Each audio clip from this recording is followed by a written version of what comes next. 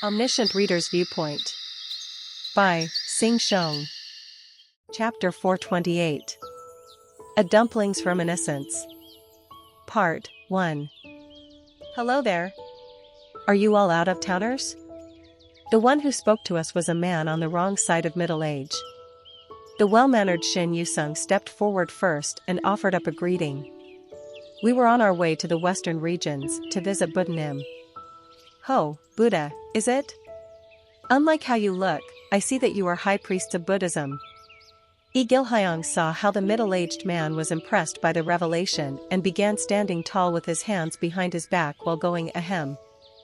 The older man studied both children with unreadable eyes before finally shifting his gaze in my direction. In that case, the gentleman next to you is Haik? His complexion paled instantly as he stared at the Murim dumpling on my shoulder. That's a Murim dumpling. Ah, this guy's just a doll. I like dumplings, that's why. Is that so? You really surprised me there. The middle-aged man patted his chest down, still looking somewhat freaked out. Judging from the armband slung across his upper arm like that, he must have been the supervisor of this factory.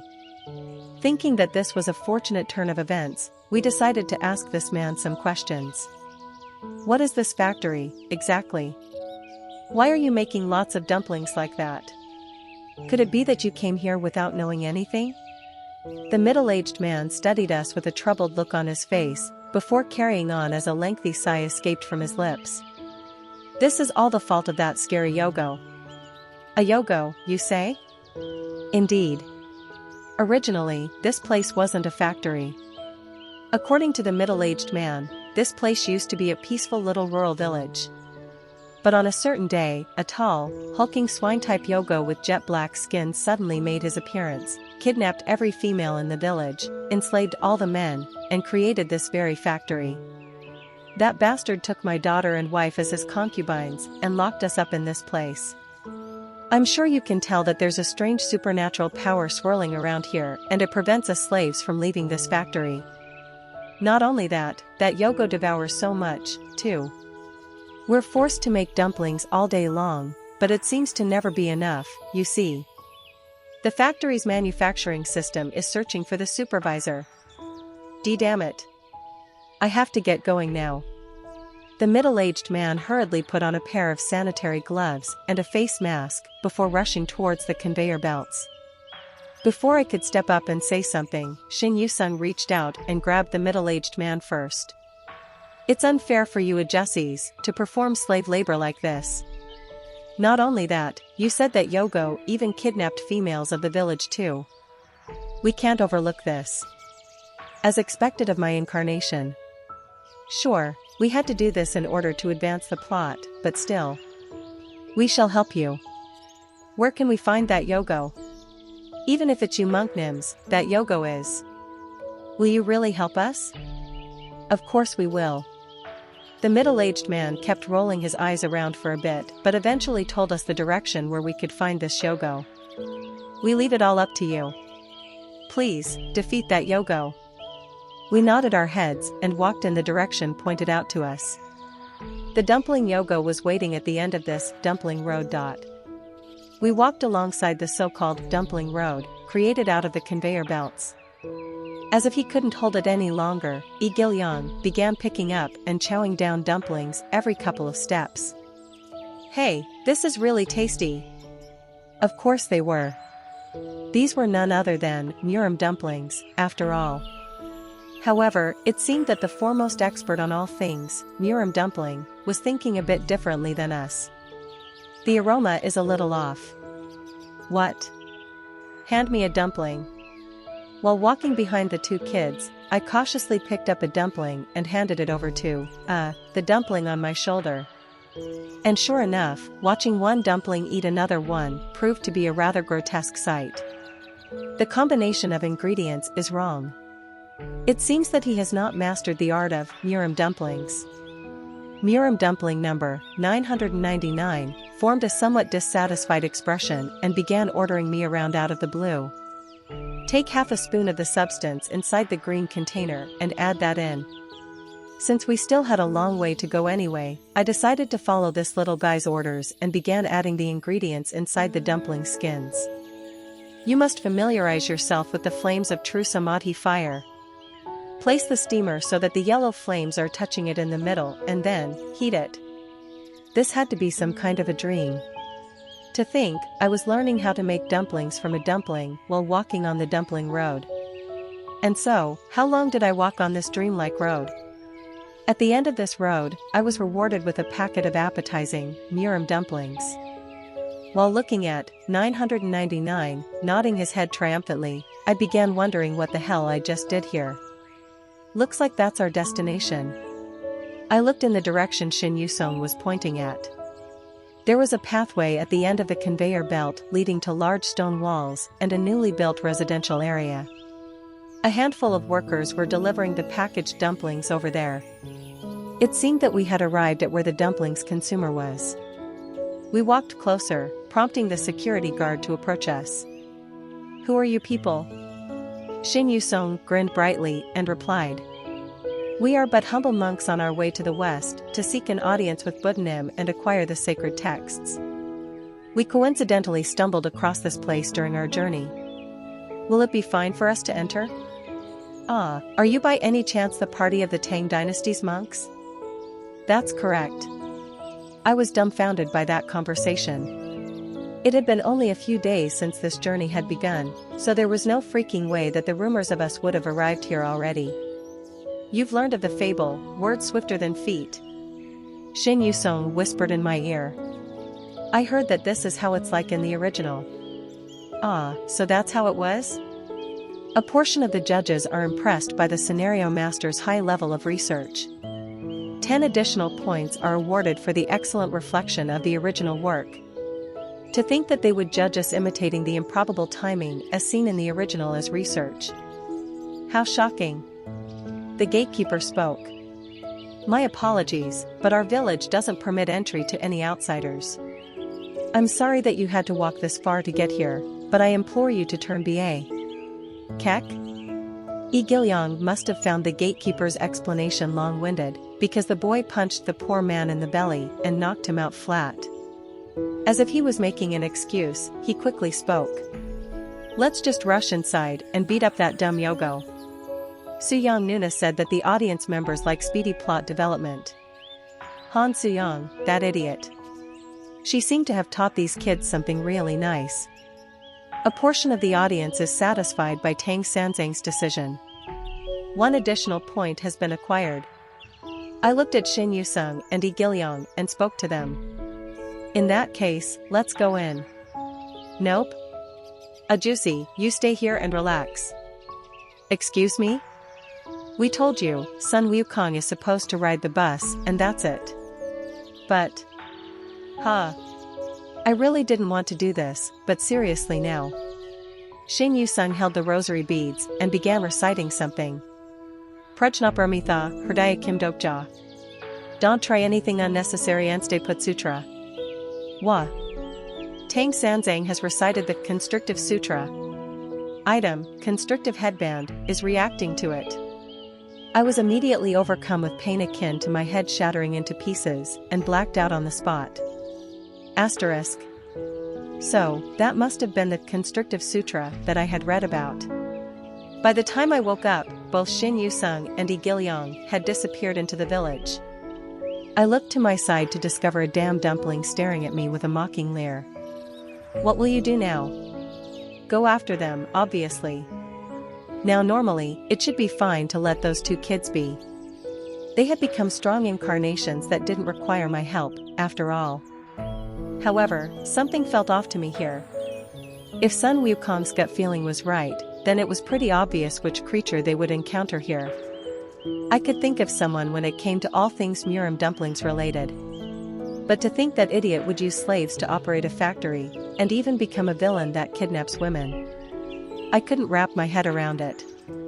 It was then, someone discovered Sun Wukong. "Kayak. It's a yogo."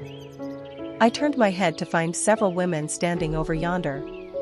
Ladies who saw Sun Wukong's appearance were greatly shocked. They pointed to my pointy monkey-like ears peeking out from the golden hair and began backing away. But then, they spotted the dumpling on my shoulder and became rather chatty all of a sudden. He must like Miriam dumplings. Does that mean he's a good yogo? I wasn't sure how these ladies got to that illogical-sounding conclusion, but I figured that, what with things developing like this, I might as well exploit the situation a bit. By any chance, are you the kidnapped villagers? My question caused the ladies to stare at each other, evidently confused about something. Kidnap?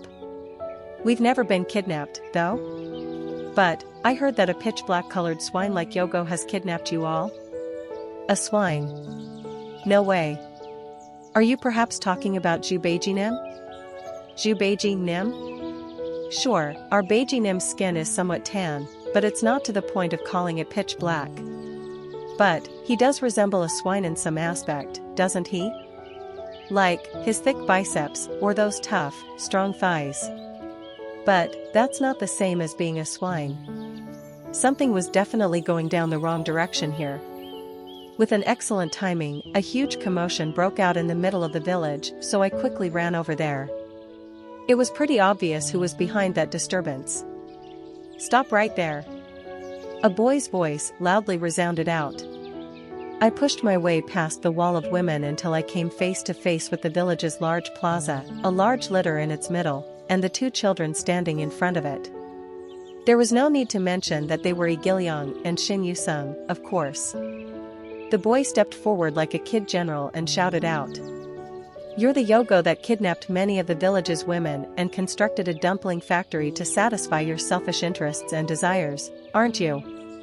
A portion of the audience is singing praises of Tang Sanzang's adorableness.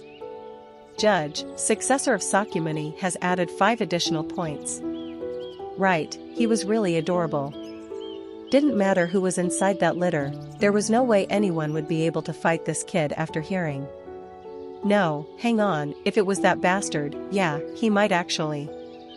And like clockwork, an incredible level of status whipped up into a frenzy from inside litter currently covered in screens. Lower the litter. A heavy-sounding tone of voice came out from inside the carrier. It seemed to contain this surprising power to change the mood of the surrounding atmosphere with just a single word. I swallowed my saliva and walked up to the kids. We told you to stay back because it might get dangerous. Leaving me behind like that is actually even more dangerous. Soon, the screen of the litter slowly rose up, and the problematic Yogo finally made its appearance. Sun Wukong knew who that was. Martial Canopy / Zhu Beiji. Shin Yusung's jaw dropped in dumbfoundedness. That's the Pigsy? Sun Wukong thought that something was definitely wrong here. Because what he saw was not the Zhu Beiji he remembered. For a moment there, I had this feeling that this world's balance of beauty had tilted to one side. A nonsensical amount of cheering erupted out all around us next. Oh. Dear Zhu Beiji Nim. For sure, calling a face like that Yogo didn't seem all that out of place. Because, well, it was inconceivable that a normal human would be blessed with such looks, after all. Eyebrows seemingly drawn by a single, uninterrupted stroke of a famed artist's brush, a nose and a chin shaped in perfect angles that defied attempts to measure them through mere devices of men, a pair of deep eyes seemingly carved out of a beautiful jewel containing all the misfortunes found in this world.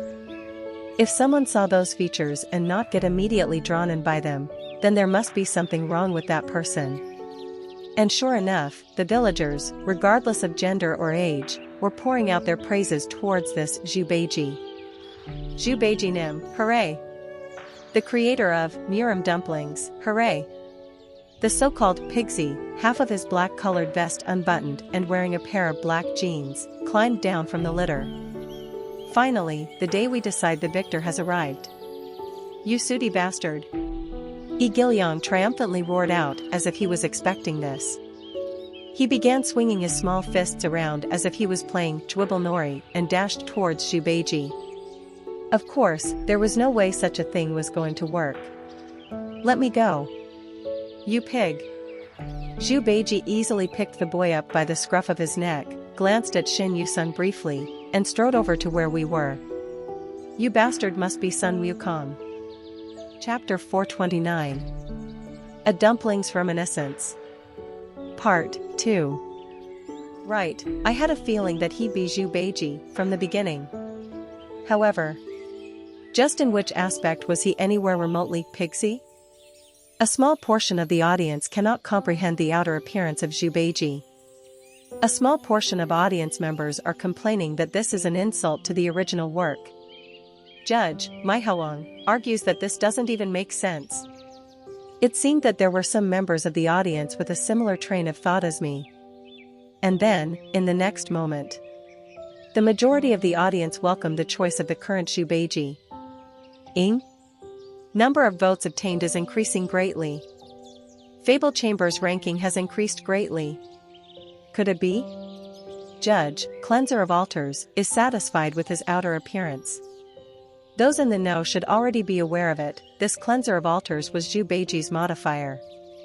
Judge, Cleanser of Altars, is deeply satisfied by the casting of his role. 150 additional points have been awarded. As Yu Yonghyuk glared at me with his trademark piercing eyes, large letters slowly floated up before my eyes. Episode 2. The Conquering King, Zhu Beiji. Asterisk. Congratulations. Your Fable Chamber's ranking has broken into the top 100. Han Suyang looked at the message floating up before her eyes and scrolled to the next page with a wry grin on her face. The folks inside the panel screen were acting according to the plot she had cooked up. She pushed up the horn-rimmed glasses on her nose that didn't have any lenses and muttered to herself. These kids' sucky acting might cause me a heart attack at this rate. Fortunately, though, her fabled chamber broke past the 1,000 voting points mark and had entered the upper ranks. There was a knock coming from the door behind her, and Yi Sujiang stepped into the room. I brought some fruits. If you bothered to even knock, you should at least wait for an answer. Or don't knock at all. How is everything going? About as I expected. That Fei whose rank is way too high, and it's not as easy as I thought to catch up. Yi Sujiang confirmed Han Suyang's Fable Chamber ranking over the latter's shoulder and spoke. It's only been a couple of days, but you're already so high up. Amazing. Compared to my heyday, this sort of achievement is nothing, you know. Besides, we don't know what'll happen next. Han Suyang bit into the apple as she fiercely burned the torch of determination. She could see the dumbfounded face of Sun Wukong within the panel screen. From here onwards, it'll depend on how well that Sun Wukong does his job. Asterisk. You're right. I'm Sun Wukong. Yu Yonghyuk heard my reply and glared at me with questioning eyes. Right afterwards, his right eye glowed in the golden light. The usage of appraisal skills isn't allowed within the applicable scenario location. Due to the worldview's restriction, his Eye of Sage didn't activate. Since I had already expected that to happen, I wasn't even remotely surprised by it. Looks like you wanted to shoot lasers from your eye, said I with a refreshing grin on my face. Whatever the case might have been, Zhu Beiji was fated to become my underling, according to the original story. Xin Yusung. What are standing around dazed for? Quickly defeat this guy. Yi Gilyong, still dangling in the air, began to thrash about frantically. She glanced at him as if it was none of her business, and asked Zhu Beiji, instead. Even if you like dumplings that much, how could you build a factory and use people like slaves?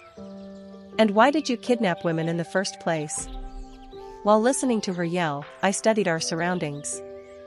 Zhu Beiji was a demon king of lust and gluttony in the original Journey to the West. If you thought about the original storyline, then the episode we were currently experiencing wasn't a complete impossibility. However, even if she detested Yu Yonghyuk, Han Suyang wouldn't have stuck this closely to the original. She even changed the ways of survival to that minute degree, didn't she? Besides, even if she wrote such a scenario, Yu Yonghyuk wouldn't have agreed to. I didn't kidnap these women. His words quickly prompted the surrounding ladies to yell out. That's right. We weren't kidnapped at all. I studied their expressions. Not one of them looked to be under the mind control spell. Meanwhile, Yi Gilyong yelled out in response. So what? Didn't you enslave people to make lots of dumplings so you can eat them all? Right, that's what the slave in the factory told us. However, there was one thing that I couldn't understand. Yu Yonghyuk really liked muram dumplings. It was verging on obsession, even. But, would someone like him ever touch dumplings mass-produced in a factory? I do not eat what others have made. Yu Yonghyuk even declared as thus, so it didn't make sense for him to use slaves just for the purpose of eating mass-produced dumplings. And as if to prove me right, Yu Yonghyuk spoke in a slightly sorrowful tone of voice. I haven't eaten these muram dumplings. What are you talking about? You dumpling psycho. Shin Yusong. Do something already. Rather than answering the boy, Yu Yonghyuk stared past the crowd around us. Dozens of houses were lined up along the alleyway. The delivered dumplings were placed before each house's entrance. I could see the village's young kids flocking around them to happily eat them. Could it be? It was at this point that a warning message suddenly appeared over the whole village. A revolt has occurred in the dumpling factory. The village's entrance, once guarded by the gatekeeper, crumbled and the factory's slaves rushed in. We will no longer labor for you. Dumplings over here, dumplings over there, dumplings freaking everywhere. Kill him. Kill that pig bastard. The eyes of the slaves gleamed viciously as they wielded hoes and rakes. Women were greatly astonished and began shouting out. Those Yogos still haven't learned their lessons. Yogos? But, this guy here is the real Yogo, isn't he? Yi Gilyong shouted out, still oblivious to the situation. Yu Yonghyuk put the boy down as his expression hardened. Indeed, I should have killed them from the get-go. In that moment, I figured out what was going on here. Currently, I was the Sun Wukong, so it'd be possible for me to borrow some of his powers. I stared at the waves of Yogos rushing over here and strengthened my vision. Stigma, Fiery Golden Eyes LV, is activating. The Fiery Golden Eyes. The great sage's unique stigma that allowed him to discern Yogos and demons. The color of the world gradually changed, and the appearance of the humans rushing over here transformed. Twisted figures emerged, their eyes filled to the brim with murderous intentions. As expected, they were not human beings. Zhu Beiji is not our enemy. Yi Gilyong's eyes went extra round after he heard me. He even looked disappointed for some reason. What? Dang it. Rather than ruling the village, Zhu Beiji has liberated it, instead. It's those creatures that had been tormenting this village as they are not humans, but Yogos that previously ruled this place. The slave Yogos finally revealed their true colors and unleashed their status to destroy the village.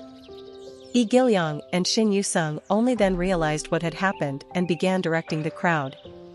Everyone, step behind us. The revolt of the factory's slaves, was it? This situation was the complete opposite of the Demon World Revolution in the past. What we had to do now was not liberation, but suppression. Yu Yonghyuk stepped forward first and unsheathed his dark heavenly demon sword from. No, hang on a second? A portion of the audience members are puzzled by Zhu Beiji's choice of weapon.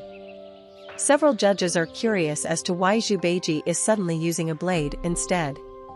Judge, Cleanser of Altars, is complaining about the whereabouts of his nine-tooth spike rake. According to the original story, Zhu Beiji didn't use a bladed weapon, but a rake called nine-tooth spike rake. Many audience members are overwhelmed by the conquering King Zhu Beiji's fighting spirit. A portion of audience members are deeply arrested by the handsome Zhu Beiji's charms. A portion of judges are accepting the change in weapons that reflect the current trend. Judge, Cleanser of Altars, coughs awkwardly and says that he'll overlook it this time as it looks cool. 5 additional points have been awarded. Damn it, were you implying that one's face could even serve as probability? Yu Yonghyuk stepped forward and suddenly brandished the dark heavenly demon sword in my direction, then drew a very tiny circle on the ground around my feet. You do not step beyond this line. Eh? Move one step, and I'll kill you. And then, Yogo's next began flying away next. His sword technique on display was beautiful enough to entrance the viewers. His swordsmanship had taken yet another major leap forward when compared to before, making it impossible to imagine just how far he had to push himself to reach such a realm. "You're doing okay, Pigsy. Go get them." Even before I noticed it, both Yi Gilyong and Shin Yu-sung were standing next to me and cheering on. We stood there and spectated on Yu Young-hyuk soloing the great army of Yogos.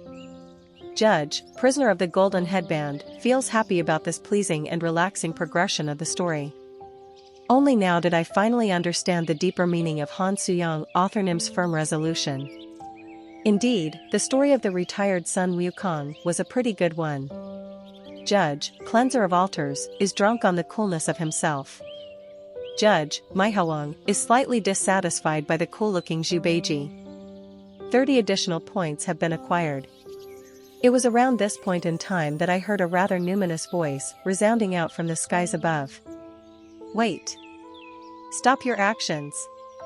The half-dead Yogo screamed loudly and began prostrating on the ground. The skies above the village opened up, and a constellation kitted out in a Taoist robe made his entrance. Judging from his attire, I was pretty sure that he was Taisheng Laojun, the Grand Supreme Elderly Lord. "Oh, conquering King Zhu Beiji, those Yogos you have slain are pigs that I reared back in my palace in Tashita. They escaped after fearing their fate of being served up on the heavens dining table, so show them sympathy and allow me to take the surviving ones away." Yup, that pattern had finally shown up. The entirety of the journey to the West's plot unfolded in such a fashion. An event would occur, the culprit would be revealed as a Yogo, and when it was about to be vanquished, some weird Taoist dude would suddenly pop up and say, "Actually, that Yogo is XX that I'd been rearing," before taking it away with him. A portion of judges are awarding extra points for the development that reflect the original work. 30 additional points have been added. Of course, there was no way I'd let such a development slide without saying something, what with my twisted disposition and all. "If you were planning to take them away anyway, why didn't you come and help the villagers from the beginning?" My apologies. I was somewhat occupied earlier. Nope, actually, you couldn't be bothered earlier. Even in reality, countless constellations of Emperor rarely tried to aid their incarnations, just like now, when they had prior knowledge on what was going on in the scenarios. "Take them away." "Thank you." Yu Young-hyuk gave his permission, and Taisheng Laojun ascended up to the sky along with his pigs. Once Taisheng Laojun took his pigs away, peace finally visited this rural village. A normal story would have come to an end here. But then, my fiery golden eyes suddenly stung, and the outer appearances of the Yogos leaving alongside with Taisheng Laojun wavered about greatly. "Don't want, go, for how long?" I heard the Yogos' voices, their tone sounding eerily familiar. Even though they luckily avoided getting killed, none of them looked happy about it. How should I put this? It was as if they wanted to die in this place, instead. Asterisk. This village is now yours.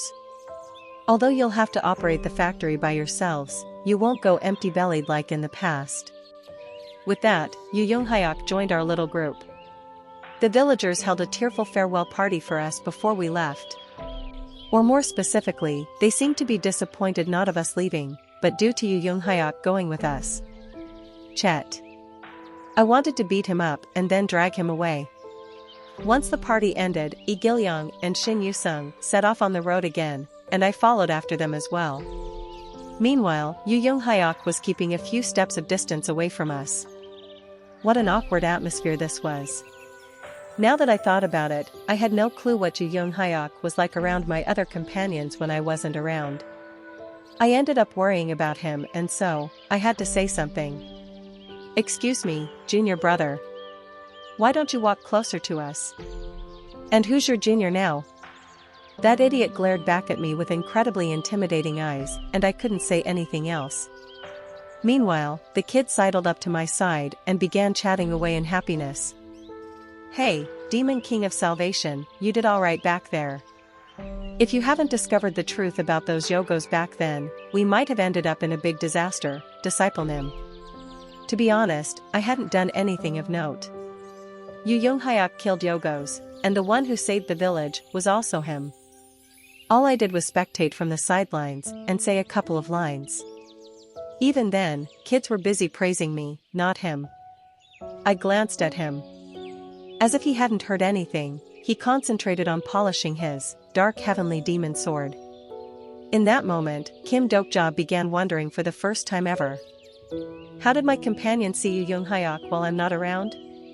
Not too long afterwards, it became evening. Gathered firewood burned brightly, and we formed a small circle around the campfire to bathe in its warmth. It felt almost as if we were out camping. It was Yu Yonghyuk who so suddenly decided to act like a wet blanket in this pleasant atmosphere. I shall act on my own from now on. His voice sounded utterly disinterested, as if he was still polishing his damn sword, prompting me to respond unconsciously. What do you mean by that? Going to India and fetching the sacred texts will end this journey, is it not? I alone will be sufficient for this task. I shall go there and... You must not do that. Indeed, Zhu Beiji using his cloud writing technique, or even me utilizing the somersault cloud, would reach India in the blink of an eye. For sure, Sun Wukong mentioned this fact back in the original story too, and when I was much younger, I also questioned the logic behind it as well. Why didn't Sun Wukong go and get the texts by himself? I now had a better understanding of why he didn't. If you do that, then there will be no meaning to this story. Taking over 14 years of slow crawling to cross the distance short enough to traverse in one night, that time existed for the sole purpose of completing the story that was the journey to the west. However, Yu Yonghyuk's thoughts were different. I don't have the time to waste here. This trip should not be that long. It'll definitely not take over 14 years for us, so please be patient. Progressing according to the itinerary while meeting the rest of our companions should prove to be a good experience for you. He must have found it unexpected that I said those words, because he began staring at me while speaking up. You are not one of my companions. Yup, of course. There was no way that this deeply suspicious of everyone Yu Yonghyuk would believe me. I know that. Silence descended among the group. Yi Gilyong wordlessly tossed a pebble inside the campfire, while Shin Yusung nervously studied Yu Yonghyuk's and my current moods, her fingers fidgeting around with the soil on the ground. It was then we heard the sound of a stomach growling loudly. Yi Gilyong frowned tearfully and rubbed his belly. I'm starving. I grinned slightly and pulled something out from my inner pocket. Would you like some dumplings? It was my secret stash of dumplings that I made while walking on that dumpling road. Yi Gilyong warily eyed me but still received a dumpling anyway. He eventually bit into it. His eyes opened up real wide, his irises trembling powerfully. What the heck? This is so much tastier than what I ate back in the factory. Of course, it was tastier. It simply had to. A portion of the audience members are getting really curious about the taste of Murim dumplings. I sensed Yu Yonghyuk, 999, flinch ever so slightly on my shoulder. In the meantime, I handed the dumplings over to Shin Yusung and Yu Yonghyuk as well. The latter frowned and shook his head. I don't eat food made by other people. Other people didn't make this. He seemed deeply puzzled by that. Most likely, he had no idea what I was talking about. He then glared at the Murim dumpling, resting before his eyes with some suspicion, but eventually made up his mind and cautiously reached out to it. And very slowly, so very slowly, as if he was studying his new enemy, brought the dumpling near his nose. This aroma? That's right, eat that damn dumpling, you bastard. Yu Yonghyuk continued his pained deliberation over and over again, and in the end, brought the dumpling towards his lips very slowly. As if he was tearing into the neck of the enemy commander, he took a small bite out of it. Yi Gilyong, Shin Yusung, and I tensely observed the sight of him chewing the dumpling. Even the chef, 999, on my shoulder had stopped moving and waited for the dude's reaction. Gulp. Yu Yonghyuk finally finished swallowing his initial mouthful, then proceeded to take another bite. Very, very slowly, the frown on his forehead disappeared. His lips bobbed up and down in great haste. The speed at which he consumed the dumpling increased. Second bite, third bite. Eventually, his hand reached out to the second dumpling. But then, he flinched and stopped, and began glaring at me instead. "What are you looking at?" I sneakily averted my gaze, and began chowing the dumplings as well. If I used the omniscient reader's viewpoint, here, I might have heard something much more entertaining just now, but well, I swore not to use that anymore, so. It's not that bad, I suppose. I heard Yu Young-hyuk's nearly inaudible muttering and quietly looked up at the sky. The stars of the night sky sparkled as they looked down at us, as if the destruction of the world was a story belonging to a distant realm. While chewing the dumpling, I began thinking this for the first time. That I wouldn't have minded this story going on for a little while longer. Asterisk. Deep night has arrived. Journey to the West remake system will enter 1 hour of maintenance. The darkness descending was pitch black. Everyone had fallen asleep. Sun Wukong used his arm as his pillow and began snoring away, and as for the pair of Tang Sanzangs, they used each of the Monkey King's legs as their own pillows to sleep as well. They must have been fatigued by the journey. However, a shadow quietly stood up, utilizing this dead of night where the messages from the audience members and the judges had disappeared temporarily. It was Yu Young-hyuk. He silently unsheathed dark heavenly demon sword and approached the sleeping Sun Wukong. And very slowly, he pointed the tip of his blade against the sleeping figure. Chapter 430. A Dumpling's Reminiscence. Part 3. Yu Young-hyuk pointed the tip of his blade at Sun Wukong and slowly opened his lips. "How did you expect me to respond when you were emitting that much demonic energy?" The voice projection was meant to send one's voice to a designated target. However, Sun Wukong didn't reply. Instead, it was the Murim dumpling on his shoulder that did. Dark heavenly demon sword is a good weapon. That voice was thick with an untold length of time it had lived through, prompting Yu Young-hyuk to strengthen the sword aura permeating on his blade. The dumpling spoke while opening its eyes to stare at the dark heavenly demon sword, buzzing with the transcendental power. "However, will you be able to cut me down with a broken weapon?" Indeed, there was a faint crack running in the middle of the sword. By using the repair tools sold in the Dakibi bundle, it had been patched up somewhat, but as that statement implied, it was nothing more than a temporary measure. After it broke once, dark heavenly demon sword couldn't even display half of its original might. Yu Young-hyuk spoke. "We can find out, right now. And that's precisely why you couldn't win against the secretive plotter." Yu Young-hyuk's dark brows quivered noticeably at the mention of the secretive plotter. The outer appearance of the Murim dumpling seemed to slowly morph in the darkness, and the coma Yu Young-hyuk number 999 regained his former look. Indeed, it was the miniaturized version of Yu Young-hyuk. The regular-sized Yu Young-hyuk's eyes trembled faintly. "Are you an underling of that bastard? What is your goal here?" "The current you will never defeat the secretive plotter. If you came here to pass on such a meaningless message, then it'll be the same story even if you try your luck hundreds of times. Exactly the same as your pathetic repeated regressions. Surely, you must be aware of this by now." The tip of the dark heavenly demon sword trembled faintly as well. Perhaps that was true.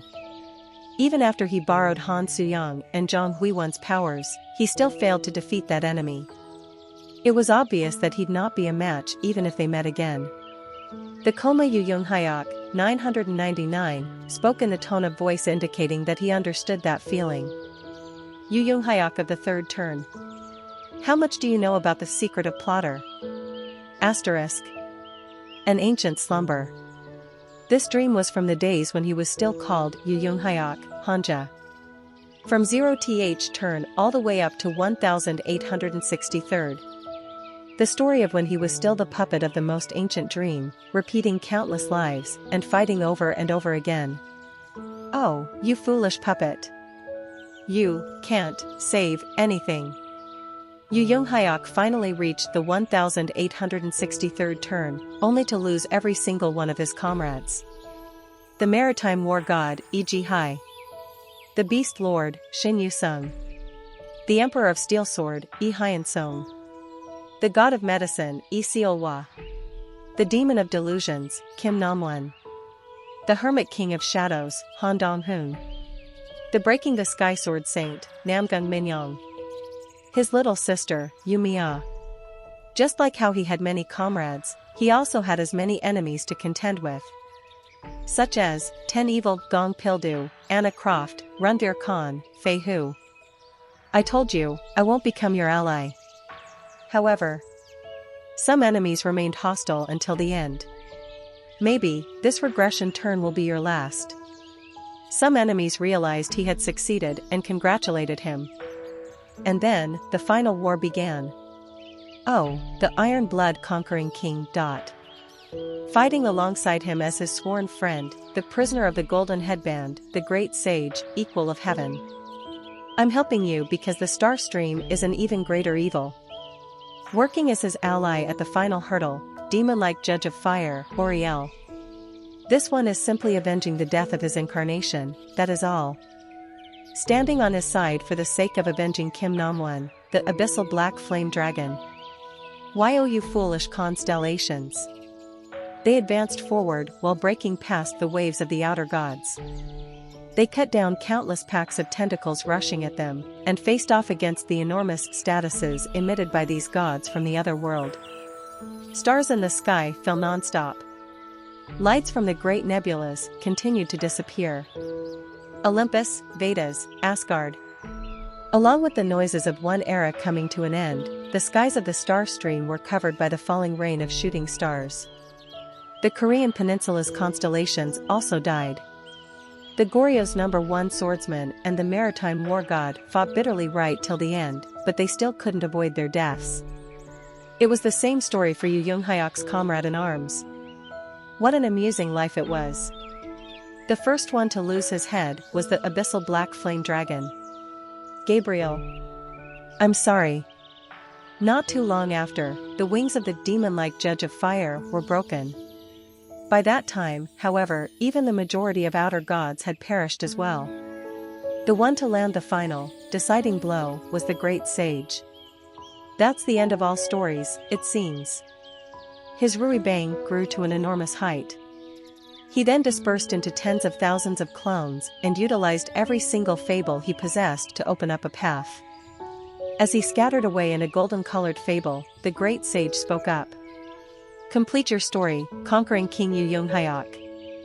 Yu Hyok could never forget the moment he ran on that path. It was the moment that his life, continued on breathlessly from the 0th turn up until now, was about to be completed. Slice. The head of a god from another world fell in vain. Reg ret will be the on lything that ku epshul eve. And that curse completed Yu Hyok's conclusion. You have acquired a new great fable. Great fable, Pilgrim of the Lonesome Apocalypse, has completed its meaning. The conclusion, for your final great fable, has been completed. Hidden scenario, a single fable's final condition has been met. The only one remaining on the battlefield where everything had perished was Yu Hyok. The conclusion he finally reached by using the deaths of everyone as its fertilizer. What he wished for at the end of this lengthy fight was just this one thing. To see the end of this damn regression. For that sole purpose, he persisted and got himself here. Unfortunately, a wall prevented him from going beyond. There are 3 methods to survive in a destroyed world. I've forgotten some of them by now. However, one thing is for certain. The one reading these words, you, will survive for sure. Incomprehensible texts were written on that wall. That was where Yu Hyok met the Dakibi king. Oh hear ye, the poor, tragic puppet. You have come far too quickly. I'm sorry, but past here doesn't exist yet. Yu Hyok couldn't understand what that meant. To figure it out, he threatened the Dakibi king.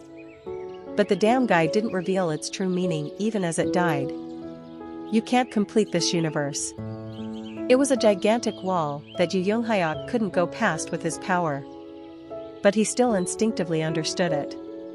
Past this wall is where I'll find the answer I've been looking for. Unfortunately, his breaking the sky swordsmanship that shattered the heavens and destroyed stars failed to break this wall. It was as if this wall didn't possess the nature of breaking in the first place. Yu Yonghyuk despaired. He came this far while losing everything, yet he couldn't go past this one wall? Your conclusion is guiding you towards a brand new existence. He needed to become stronger. He needed many more fables. He needed the force capable enough to break past this wall and go beyond it. You have become an outer god. And that was why Yu Yonghyuk had become an outer god. He now could drift along the countless world lines he had lived through, and eventually, he was no longer Yu Yonghyuk. Other gods respected him who wandered among the universe of stories, and Akibis from other world lines feared him. The Wenis liked him, though. One of the recorders of fear even created a title for him, too. The great schemer who dreams of journeying past the wall. The secretive plotter. 0th regression turn, 1st, 2nd. 1863rd. He aimlessly floated around all these numerous world lines and memorized the stories of his life once more.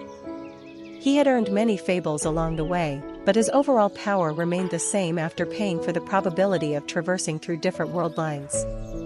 However, he got to learn many new pieces of information that he failed to notice when he used to rely on regression only. Such as, the origin of all of his regressions, his sponsor. The most ancient dream. The secretive plotter wandered around again and again for the sole purpose of finding this being. Once, he discovered its traces in Eden, and he also discovered the records of it within Vedas as well. But he couldn't find its actual, real body anywhere. And that was why the secretive plotter became even more convinced. He was sure that the answer to everything was beyond the final wall he encountered at the final scenario.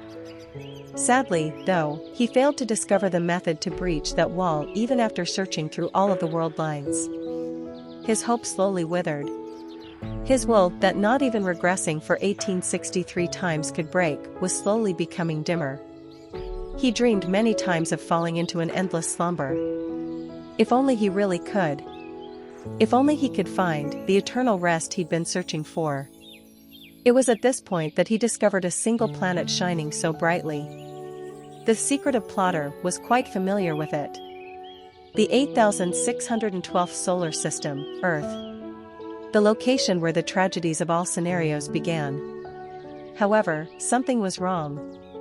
An unfamiliar sensation wrapped around this world line stabbed into his memories. Was there a regression turn like this one? And it was here that the secretive plotter witnessed an existence he had never encountered before. The secretive plotter slowly opened his eyes. He saw the Nyas forest above the cold darkness. His jet-black exhaled air dispersed within the now chilly air. It was unknown for how long he was there, but nonetheless, the Koma Yu Yonghyuk number, 41, was next to him. You had a nightmare. Someone like you who had witnessed the conclusion still can't escape from dreaming, it seems. Well, I too am nothing more than a mere puppet, that's why. Suchut, chut. Perhaps as the after effects of spending an exorbitant amount of probability, thin layers of sparks danced around the entire figure of the secretive plotter. 41 quietly observed that phenomenon for a while before opening his lips. I see that the effects from the 1863 RD story changing is rather considerable. Your business here? All contact from 999 has been cut off. The irises of the secretive plotter drew in deeper after hearing those words. Dark and deep light flitted in and out of his eyes as if he was reading something, before he opened his lips again. 999 hasn't died. Then, the meaning of his contact being cut off is, the secretive plotter didn't reply. 41 spoke with a voice containing a faint trace of rage. It was a mistake to send him. Send me, instead. 999 is too soft. He is not as soft as you think. Faint vestiges of a fable brushed past the eyes of the secretive plotter as if he was rereading the events of the 999th regression turn. Even if it was through sheer luck, 999 is the only one besides myself to reach the edge of the conclusion. Because of his experience, I too was able to witness my conclusion, as well.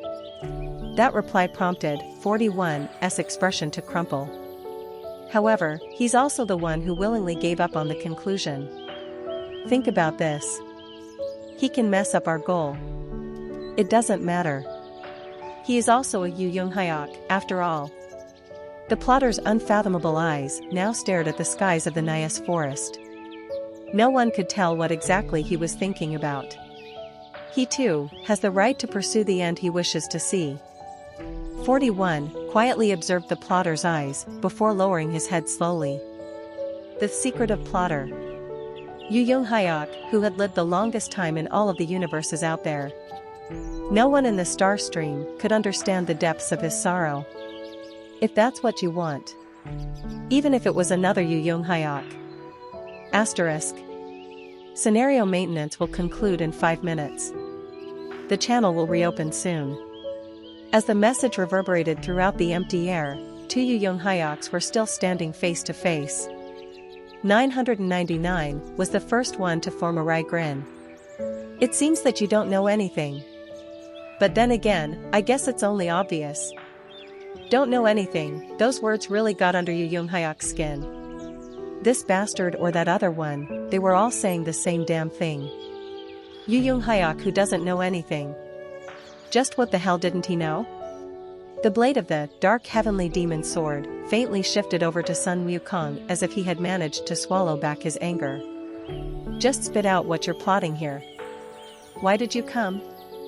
Is this Sun Wukong one of your collaborators? 999 glanced at Sun Wukong after hearing that threat and replied. He isn't an outer god. We're simply using each other. In that case, it'll be fine to kill you both. 999 then stepped up slightly as if to defend Sun Wukong and spoke. If you wish to give up on this regression turn, then go ahead. What rubbish are you talking about? Complete this Journey to the West remake with this guy. If you do, I shall teach you a way to defeat the secretive plotter. Why should I believe? Almost at the same time, blue sparks danced around 999's body. The existence pledge. Yu Hyuk's eyes trembled from unrest. You said that I'll never defeat him even if I regress hundreds of times. And I merely meant that you can't defeat him by regressing hundreds of times. 999 lightly leaped up and landed on the blade of the dark heavenly demon sword. Yu Hyuk reflexively took a step back, but his mini version approached him regardless. You always thought that your life so far has been a living hell. Because you've been dealing with everything all on your own. A chaotic fable instantly spread all around. Yu Hyuk flinched and stared at it. It was of an eternal nightmare that a certain someone had lived through. Fable, Hellscape of Eternity, has begun its storytelling. As if it was reacting to this fable, the dark heavenly demon sword, permeating with shining light, shuddered greatly. Yu Hyuk, who experienced the 999th regression turn, spoke again. How many such hells do you think exist in this world? Chapter 431. A Dumpling's Reminiscence. Part 4. The ensuing scenario afterwards proved to be plain sailing. Zhu Beiji had a big role to play in that. Current rate of journey to the West's progress, 24%. The Journey to the West had the storyline of overcoming a total of 81 different adversities in the 14-year period. But, as the original work used the stories passed down orally as its foundation, this level of changes didn't seem to matter one jot. Even then, I couldn't help but wonder if the story was progressing a bit too fast when we hadn't even met Sha Wujing yet. And I also kind of wondered who'd play that role, too. Kuwak. Currently, Yu Hyuk's dark heavenly demon sword was busy cutting the heads off the unlucky bandits that showed up as a sort of intermission event. A portion of judges are dissatisfied by the viciousness of Zhu Beiji. Audience members are satisfied with the taste of the journey to the West Sider. 10 additional points have been acquired. Even back in the original story, Zhu Beiji and Sun Wukong often killed all human-type villains they came across. That resulted in Tang Sanzang lecturing them, or when the matter became too serious, they even suffered expulsion, too. There were quite a few readers who felt turned off by the stuffy uptightness of Tang Sanzang, though. Yunghayaka Juicy, how about sparing those people? A portion of judges are satisfied by the reflection of the original work. Many audience members are arrested by Tang Sanzang's adorableness. 20 additional points have been acquired. For sure, the question of who was playing the role seemed to make a big difference overall. The leader of the bandits, beaten up to within an inch of his life by Yu Yunghayak, yelled out as if he was furious about his treatment. Kuyuyuk. Who would have thought that a mere Zhu Beiji was that strong? Surprisingly, he was someone that I knew. Kids next to me whispered to each other. Poor Mayano Ajusi. The department chief Han Mayano activated, one-legged swift horse, and while running away as if his boat was on fire, sent us a knowing wink. To think that Han Mayano was one of the players participating here, too. It seemed that he was hired to perform multiple roles, specifically as leaders of various bandit troops. Xing Yusung softly muttered as we watched his distancing back. Hui Wanuni said that it was okay. Yu Yunghayak returned to our side while lightly polishing the dark heavenly demon sword. He especially paid more attention to the center of the blade. When I took a closer look, a minute crack could be spotted there. His sword was broken on the battlefield of the Great War of Saints and Demons. This would be his second sword to be broken after the heaven-shaking sword. Even if he didn't show it, he must have been hurting over this whole thing. It'd be good if he could get himself a new weapon from this journey to the west. But I couldn't recall any weapons that might suit him. Sun Wukong's Ruri Jin Gubang wasn't the type of weapon that Yu Yunghayak was familiar with, and Zhu Beiji's 9-tooth spike rake didn't match his taste. No need to even mention Sha Wujing's demon-slaying staff either. Maybe he found me, deeply submerged in my thoughts, suspicious, as he suddenly addressed me offhandedly. Thankfully, you behaved yourself. Interpretation, senior brother. Are you injured anywhere? I couldn't help but glare at the narration floating up in the air. What the heck was that now? Behave yourself even in the future. Then I won't kill you. Interpretation, Fufufu, senior brother, do not worry. Even if I have to sacrifice my life, I shall definitely protect you. I became slightly dismayed and glared at the sky. Hey, there's just no way he'd be thinking like that. Besides, Yu Yunghayak would never laugh Fufufu in his life. Han Suyong, you dumbass. A fair number of audience members are greatly moved by Zhu Beiji's inner thoughts. A fair number of audience members have fallen deeply for Zhu Beiji's magnetism. One of the audience members wished to sponsor coins. Judge, Cleanser of Altars, is greatly satisfied. 50 additional points have been acquired. What an outstanding author she was. The journey proved to be rather uneventful. Sun Wukong began thinking. Is this what it means to lead a retired life? In any case, the trip was indeed quite stress-free, as long as I excluded the constant war of nerves with Yu Yunghayak, that was. As for Yogos or bandits that periodically appeared, either the kids or Yu Yunghayak took care of them even before I could spot them.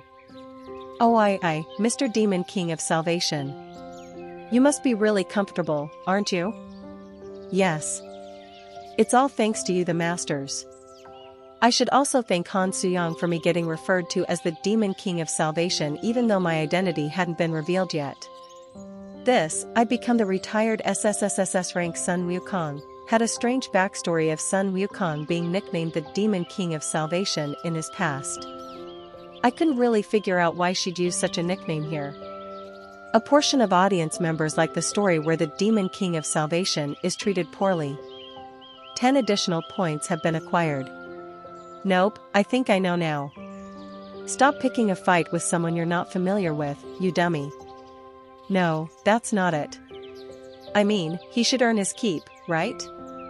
Dokja Hyung told me that even if your body's relaxing, your head should still be working overtime. I definitely never said that.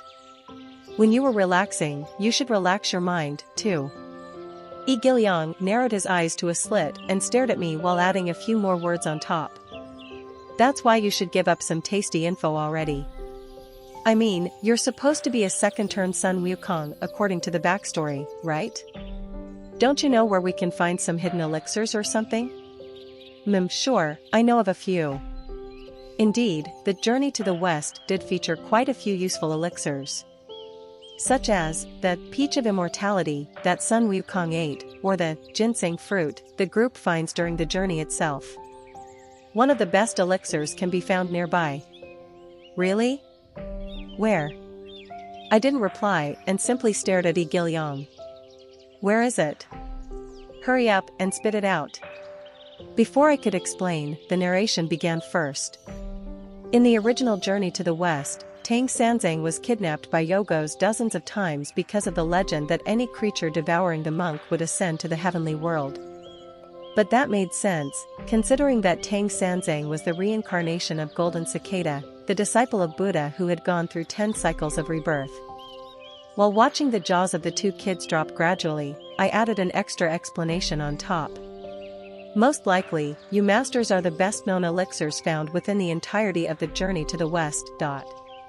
Lee Gilyong and Shin Yusung flinched before taking quick steps away from one another, and glared fiercely at each other. Hey, Shin Yusung, you don't need a finger or two, now do you? You probably don't need anything above your neck, though? Watching the kids growl at each other like that, I couldn't help but snicker on the side. The dumpling on my shoulder didn't seem to be happy with my current actions and whispered to me. This is no time to snicker like a fool. It's you who needs an elixir or two, not them. Along with his rebuke, a window popped up in my view. Outer God Transformation Progress Percentage, 48%. The rate of assimilation was chill-inducingly fast. I didn't expect this one to be quicker than the journey to the west's progress. It's because your incarnation body's rate of recovery is too slow. This was not a part of the deal. And you sneakily cooperating with Kim Dokja Company was not a part of the plan either. I bit my lip. As expected, the Weni King was a scary guy. But then again, he had been fighting the Dakibi King for his entire life, hadn't he? It was highly likely that he even foresaw the current situation. 999 spoke as he studied my incarnation body. You only have around 4 days. You need to fulfill the agreement before then. That's impossible. I need to finish this scenario first in order to do that, but I don't have enough time. The deal with the Weni King was to create a great fable that contained an outer god. I was planning to fulfill that agreement through this great fable, but 4 days simply was too short. At the bare minimum, I needed over a week. In that case, there is only one method remaining. We need to strengthen your frail incarnation body. I nodded my head and checked out my body's condition. Current incarnation body recovery rate, 45%, damage to your foundational fable is critical. You can consume a new type of elixir to boost the rate of recovery.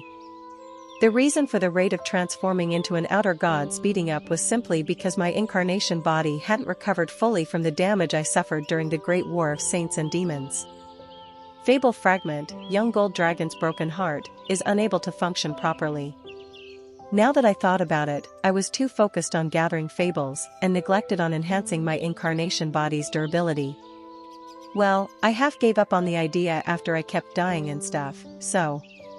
As for the Young Gold Dragon's Broken Heart, now that was a fable fragment I acquired a really long time ago. Just like what the one invincible fist Yu Hosong told me, though, I needed to train my incarnation body if I wanted to bring out the full might of the fables. Because, if fables were words, then one's incarnation body was the paper those words could be written on. Every elixir that can be found in here should all be replicas. Still, it'll be better than not consuming one. Score, 2,963. Currently, 5 judges are watching the applicable fable chamber. Currently, many audience members are interested in the upward trajectory of the fable chamber. Current ranking of the applicable Fable Chamber is 31st. In a fairly short period of time, the scenario created by Han Suyang managed to earn the support from many people out there. And a story where many were sharing the cost of probability could exhibit pretty strong power as a result. As the Fable Chamber's ranking rises higher, the grades of star relics found within the applicable chamber will also rise up. As the chamber's ranking climbed up, every item that showed up here would get closer and closer to the grade of their original counterparts, and if we managed to win, then they would become originals outright. In other words, everything we find in this Fable Chamber would become real things. If our chamber's ranking continues to climb as smoothly as it had done so far, and if I manage to successfully gather the elixirs, then Great Fable, Season of Light and Darkness, is currently asleep. You don't have the qualification to use the applicable fable.